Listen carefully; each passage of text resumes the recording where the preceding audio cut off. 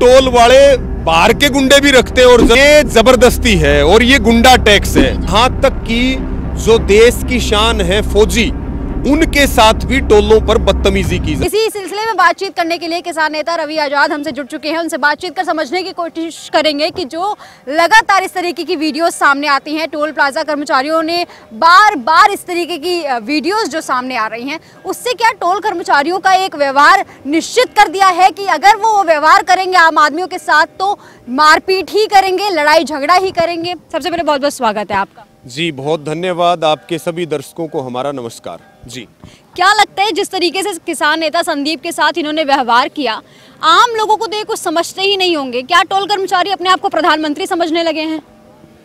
देखिए बहुत बड़ी बात है और मैं आपको ये जरूर जानकारी भी देना चाहूंगा कि जब एक आदमी गाड़ी लेकर के आता है तो वो करीब 6 प्रकार के टैक्स देता है अच्छी सड़कें बनाने के लिए। कॉमर्शियल व्हीकल भी चलते हैं, वो 12 प्रकार के टैक्स देते हैं अच्छी सड़कें बनाने के लिए।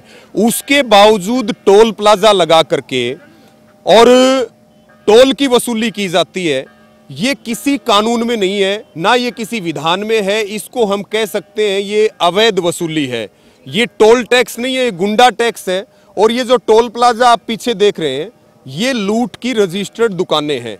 शराब के ठेके आप देखते हैं, शराब के ठेकों पर गुंडों के सारे शराब के ठेके चलाए जाते हैं। उसी प्रकार से टोल प्लाजा भी बाउंसर और गुंडों के सारे चलाए जाते हैं। आपने जो जिक्र किया, रोज जबरन वसूली के वीडियो आते हैं, बहुत वीडियो वायरल होते हैं।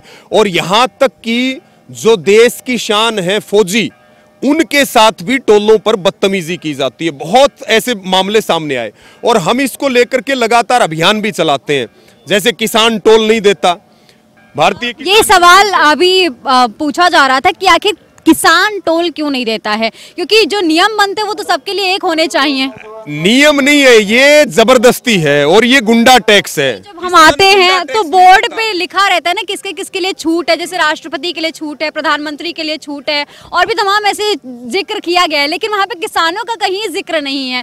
तो इस तरीके के जो बोलते हैं आपके किसान टोल नहीं दे रहे हैं, ये क्यों नहीं दे रहे हैं? देखिए ये देश जो है ये जवान का है, ये किसान का है। ये सड़कें और ये टोल प्लाजाएं हमारी जमीनों के ऊपर बने हुए हैं। देश में जो लिखा जाता है, जो संविधान के अंदर लिखा हुआ है, क्या वो लागू हो रहा है? जब संविधान के अंदर लिखा हुआ लागू नहीं होता है, जो लोग सरकारें चला रहे हैं, जो प्रशासनिक अधिकारी हैं, वो कितने नियम कायदे कानूनों को मानते हैं? इसलिए हमने यह सबने अभियान चलाया कि किसान टोल नहीं देगा और ये पूरे हरियाणा में और पूरे देश में चल रहा है। बहुत सारी जगह टोल प्लाजाओं का इलाज भी किया जाता है, लेकिन यहां जो घटना घटी उसमें तो हद पार होगी। हमला भी जानलेवा और केवल टोल के लोग नहीं।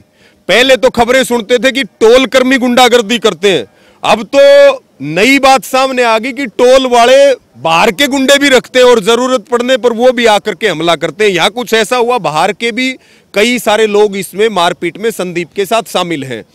और यहाँ पे लगातार कल से किसान डटे हुए हैं, लेकिन अब तक कार्रवाई के नाम पे लिपापोती हो रही है। किसानों ने अल्टीमेटम दिया कि हम आपको आज 11 बजे तक का अल्टीमेटम देते हैं। मुकदमा दर्ज होना चाहिए 307 का, जिन्होंने हमला किया संदीप के ऊपर, और उनकी गिरफ्तारी होनी चाहिए। लेकिन बड़ी अजीब बात है कि मुकदमा संदीप धीरणवास के ऊपर भी दर्ज कर दिया, यानी कि क्रॉस केस हो गया। और प्रशासन सोचता है क्रॉस केस हो गया, अब इनका हम समझौता करवा देंगे, इस बात को खत्म कर देंगे। लेकिन ये बात इतनी छोटी नहीं है। 2 बार मीटिंगें हुई है, आज फाइनली ये फैसला हुआ कि कल 12 बजे तक का अल्टीमेटम इनको दिया गया है सरकार और प्रशासन को। अगर 12 बजे तक दोषियों के खिलाफ कार्रवाई, उनकी गिरफ्तारी नहीं होती है तो उसके बाद फैसला बड़ा लिया जाएगा और पूरे हरियाणा के स्तर पर लिया जाएगा। आज भी बहुत सारी जगह हिसार हरियाणा में सांकेतिक टोलों को फ्री किया गया है, लेकिन उसके बावजूद भी लिपापोती और ये बचाया जा रहा है। सीसीटीवी फुटेज की भी हमने जानकारी ली कि सीसीटीवी फुटेज अब पुलिस देख रही है। जो सबसे पहला काम है, जिसको तत्काल देखना चाहिए था, उसको इतने घंटे बीतने के बाद देखा जा रहा है। तो कहीं ना कहीं हम ये मानते हैं कि जो पुलिस है वो टोल कंपनी की दलाली करने का काम कर रही है। हमें ये तो पता है कि टोलों से हफ्ता जाता है, ये भी हमें पता है कि महीना पुलिस को मंथली भी जाती है। ऑन कैमरा बोल रहे हैं आप? हाँ, ऑन कैमरा चैलेंज कर रहे हैं, सबूत भी दे सकते हैं। डीजीपी सबूत मांगे उनको दे देंगे, गृह मंत्री सबूत मांगे उनको दे देंगे, मुख्यमंत्री सबूत मांगे उनको दे देंगे।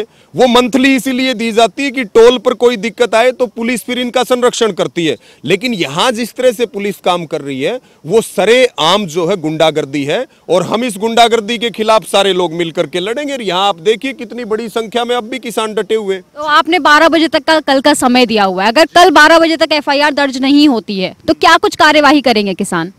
देखिए, कार्रवाई तो जो यहाँ पे कमेटी बनी हुई है और उस कमेटी में बहुत सारे हमारे जो सक्रिय किसान नेता हैं, अलग अलग संगठनों के जो प्रतिनिधि हैं, वो पंचायती तौर पे कमेटी बनी हुई है। वो जो फैसला ले लेंगे, फैसला से कितना भी कड़ा क्यों ना लें, अगर हमारी बात नहीं सुनी जाएगी तो फैसला तो कड़ा लिया जाएगा। हमारी जो जिम्मेदारी है वो ये है कि हम उस फैसले के ऊपर पूरी ताकत लगा देंगे और उसको सब जगह लागू करवाएंगे।